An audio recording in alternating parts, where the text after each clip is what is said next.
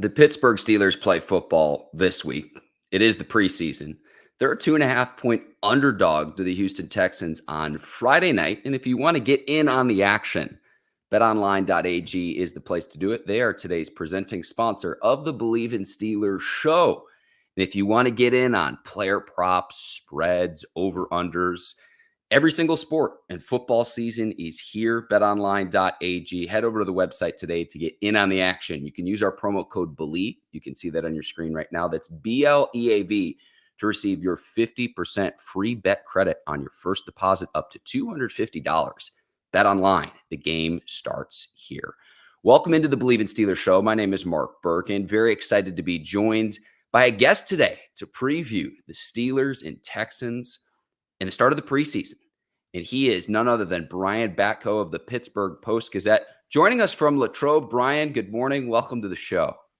Good morning, Mark. Yeah, I'm sitting in my car in the parking lot at St. Vincent College, and as soon as we hop off here, I'll be heading up to the last practice before that preseason opener, Steelers-Texans, 7 p.m. at Acrisure Stadium. Let's get right into it. And I know that you're probably already exhausted talking about the quarterbacks. Russell Wilson's going to sit. Justin Fields expected to get his first start. What has it been like at camp seeing him? Brian, take this in any direction you want to, because it's hard to see from afar on Twitter. Yeah, I mean, it's been interesting, really more so the last couple days since Russell Wilson's been healthier after that calf injury limited him at the start of camp. I would say yesterday, Wednesday, he was, if not a full participant, really, really close. And, with that being said, I don't know if it was still health related, but these two guys were switching off reps, alternating almost every other rep or every two or three. So it looks like a real quarterback competition. Mike Tomlin giving them each chances with different units. And, it was more than we saw a couple years ago when Mitch Trubisky really only worked with the starters and Kenny Pickett really only worked with the third team at first. And it took him a while to kind of get those first team reps. And he never really got a lot going into the season. They're handling it differently this year with Wilson and Fields. Again, could be because of that calf for Wilson, or it could be because Justin Fields has showed them something these first couple weeks. He's shown me something, Mark. He looks really good. You see the talent kind of jumping out to you with some of the throws he's able to make, some of the burst that he shows when he gets out of the pocket. You can see why he's got so many tools, so many physical traits that make him a tantalizing player still, even after 3 up and down years in Chicago. Does it really stick out to you with what you've seen from Fields compared to other quarterbacks that you've seen through the years in your time covering the Pittsburgh Steelers? Yeah, I think it does. I mean, Ben Roethlisberger, his arm strength when I first got on the beat in 2019 was still, probably unparalleled from what we've seen. Russell Wilson throws some lasers now, but Justin Fields' accuracy has been better than I anticipated. His touch has been better than I anticipated. And, the one thing you don't really get to see in the practice setting, and I don't even know how much they'll want him trying to do this in preseason games where it doesn't matter for the standings, is his ability to get up out of that pocket, really accelerate and try to take off downfield and extend plays. Again, you see the burst, the quick first step, and he turns the corner, and Steelers defenders are kind of like, man, that's not what we've been used to seeing in practice. But the actual ability to kind of hit a seam and go, I don't know that you'd want to even see him try to do that too much unless and until he's in a regular season opportunity and every yard matters. Definitely. With Fields, what do you expect to see him? How much do you think he'll be out there on Friday night?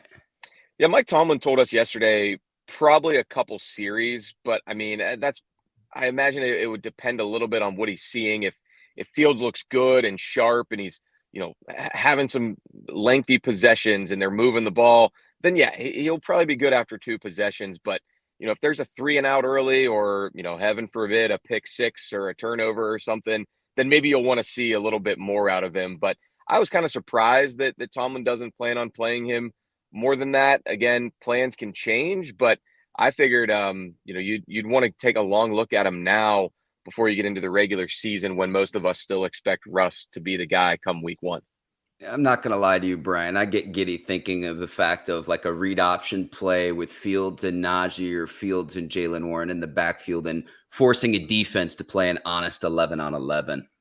Yeah, and I don't know that you're going to see anything too strategic in preseason. Probably be pretty Sure. vanilla from Arthur Smith and company. And that didn't stop the Steelers' offense from putting points up last year in the preseason. We know it didn't translate, at least not to week one. But yeah, it'll be curious to see how many wrinkles are involved with Fields in this first opportunity. And I got to think, I mean, I don't know if he's going to talk after practice today, but I got to think there's some excitement for him. It's one thing to go out and show it at Chuck Noll Field here in Latrobe. It's another thing to do it under the bright lights of the Friday Night Lights practice last week. But, this is going to be a nationally televised game, or at least one that everybody around the country can see highlights of if they want to. So the microscope's going to be on him. I have to imagine there is some I guess, competitor that comes out of you, and you probably want to prove to people that I've still got a bright career ahead of me after what happened with the Bears. Definitely, definitely. And I know that like when I've talked to players before and it's like, what's it like hitting someone who's not your teammate? I had one player describe to me, it's like holy water, finally going to get and hitting someone else on another team. Yeah, but I'll say this much, Mark. This is probably as physical and competitive and feisty and intense Steelers training camp practices as I've seen in my 6 years covering this team. I mean, again, everybody was sort of paying attention to it last week. The pads go on and then the fight breaks out the next day.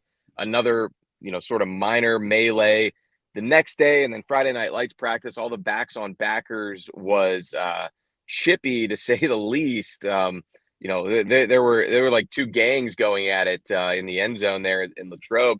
But then again, yesterday, Wednesday, even another fully padded practice, the last one before they play the Texans.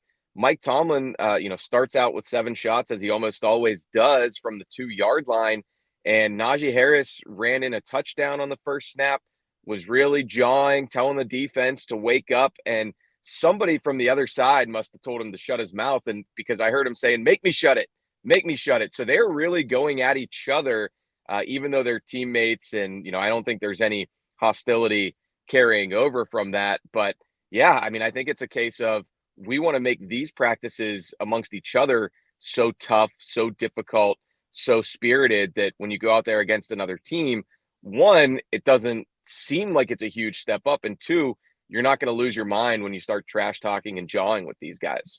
Yeah, and I think those are the things that actually translate over to the regular season. I wanted to ask you with a lot of the starters out for Friday night, TJ Watt's going to sit, Alex Highsmith, Cam Hayward, Minka Fitzpatrick, Isaiah Seumalo, there's a few others.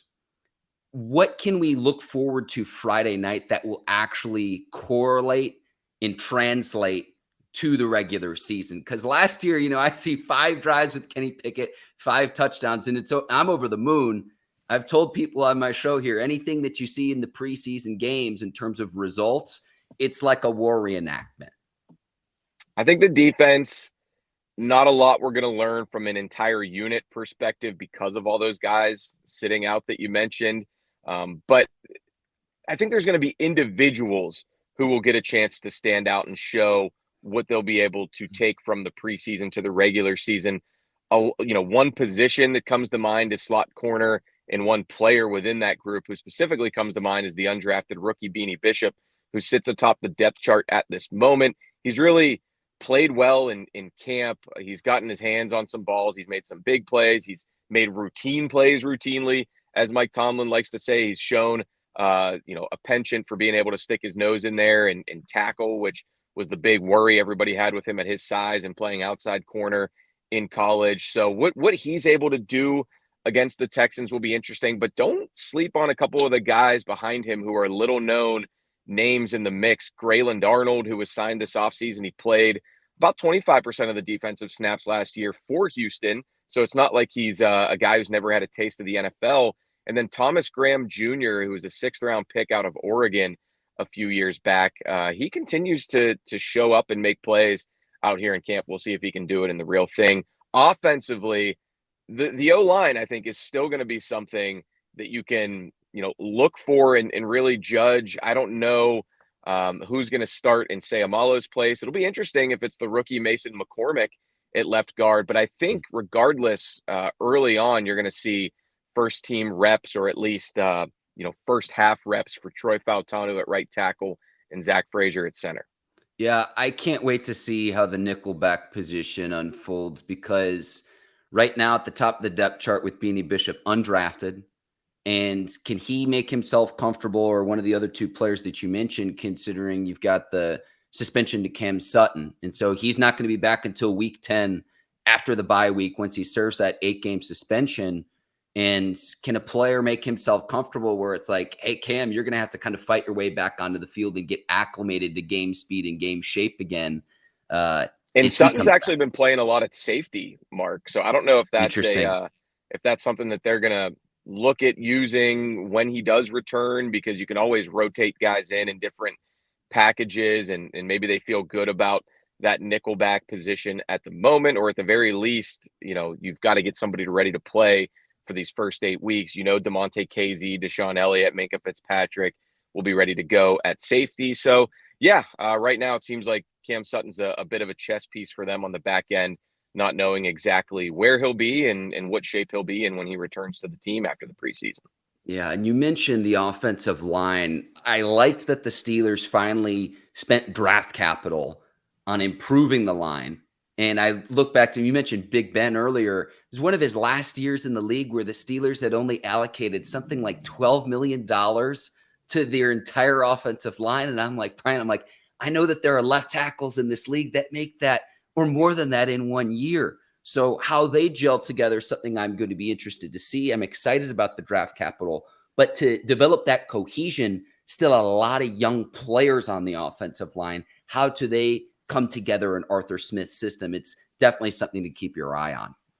Yeah, I mean, Trent Williams is finding that kind of money in his couch cushion these days, Mark, and rightfully so, although he's another 49er going through some contractual discontent, I guess would be the best way to put it. So, yeah, I mean, that last year for Ben and all those rookies on the line, I just remember I kept using the phrase at that time that it was such a leap of faith putting Kendrick Green in as a starter at center, Dan Moore as a starter at left tackle. And I think that group was sort of overwhelmed early and often that season. It made life tough on the veteran quarterback. You're going to have another veteran quarterback behind the line this year.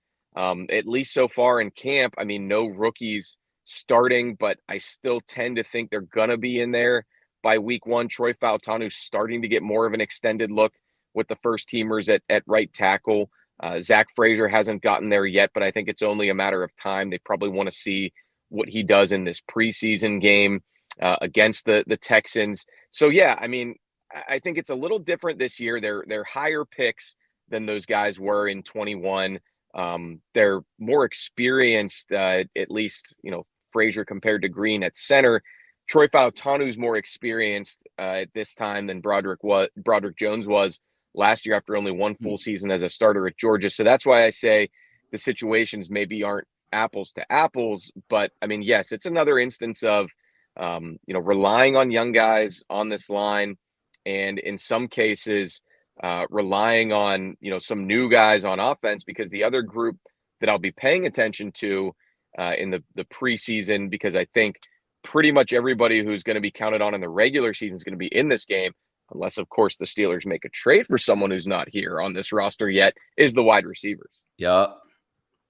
That's a perfect segue, Brian, because I'm going to ask you, what do you make of the Brandon Aiyuk trade rumors? I mean, this is one of the weirder sagas that I can recall since I've been on the beat. And I think it's because there's so many moving parts to it. There's a really good team and a shrewd front office on the other end of this in San Francisco.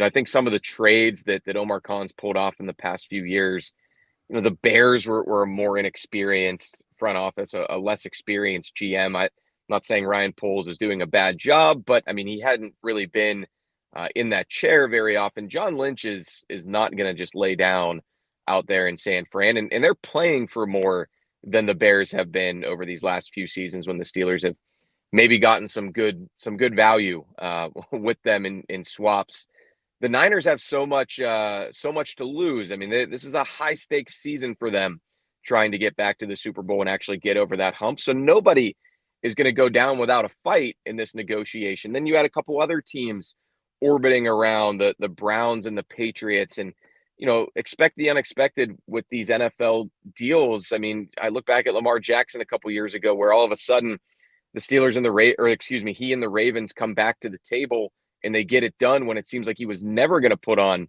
that purple jersey again. Maybe there's even a mystery team that'll swoop in here and try to take advantage of the Aiyuk situation. Who knows? And Brian, you were telling us how the Steelers have negotiated with other front offices that were a little bit more inexperienced in previous trades than what they're dealing right now with the 49ers. Yeah, there's a longstanding relationship between Mike Tomlin and John Lynch. I mean, he coached him in Tampa Bay, but I don't know how much that's going to help in this scenario. I'm sure the Niners don't want to get bullied by any player. They certainly don't want to feel like they are getting the short end of the stick from another team, albeit one from the opposite conference. And the other sticking point that it seems like it's making everything so difficult is, what good does a pick do for the Niners at this point? They're playing for 2024. They're pushing all their chips into the middle. They're all in. They want to win it all. Maybe if they get a good pick from the Steelers, they can flip it for a player who helps them now. But I would assume they'd want a pretty good player back in this deal if they're weakening their receiver core for Brock Purdy, but not necessarily adding somebody else who can help them win right now. So, yeah, it's not an easy negotiation by any means. I would lean toward it happening, but nothing would shock me at this point. Yeah, and if you're the Steelers, it's very similar to the Fields trade when the dust settled after the NFL draft and no one needed a quarterback. If you're Pittsburgh and Omar Khan has great understanding of contractual value, who are you competing against? The understanding of the contractual value, the willingness to make big moves, but also I think another tenet of what Omar's done since he got in this job is he'll be patient. He will wait people out and kind of bet on himself, knowing, reading the tea leaves and knowing where a situation is going to end up and how it can benefit them. So this could end up being the ultimate example of Omar doing that and finding a way to still in the end make what was an aggressive move, but also a wise and patient move at the same time. And I know that the Steelers would likely work out a contract extension with Aiyuk, but I look at what the Bears did earlier this offseason, trading for Keenan Allen, who is older, who has more injury history, but as a 6-time Pro Bowler, Bears only gave up a 4th-round pick for that trade in that trade. So that's kind of a little bit of the litmus test I'm using of what would Pittsburgh need to give up for a player like Brandon Aiyuk. I certainly think that there's more upside given that he's younger, though. Yeah, and I actually thought, I'm glad you bring that up, because I thought Keenan Allen would have been a very logical acquisition for the Steelers at receiver this offseason once they dealt Deontay Johnson. I thought it would have made sense, and he's a little pricier right now on his contract, but to your point, you're going to have to pay Aiyuk, so that cap hit's probably going to go way up if this deal happens. I know Allen's older, he's had some injury issues, but I feel like he would have been a good fit from a veteran perspective. I feel like he's somebody who's been around the block. He wouldn't upset the apple cart too much with George Pickens and company.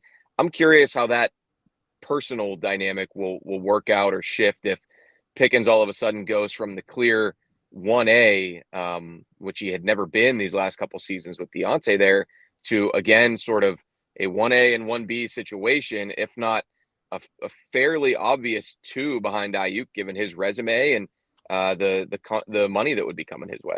Yeah, you're in my brain, Brian, where his contract beyond his rookie season and then having to go figure out the quarterback situation after this season.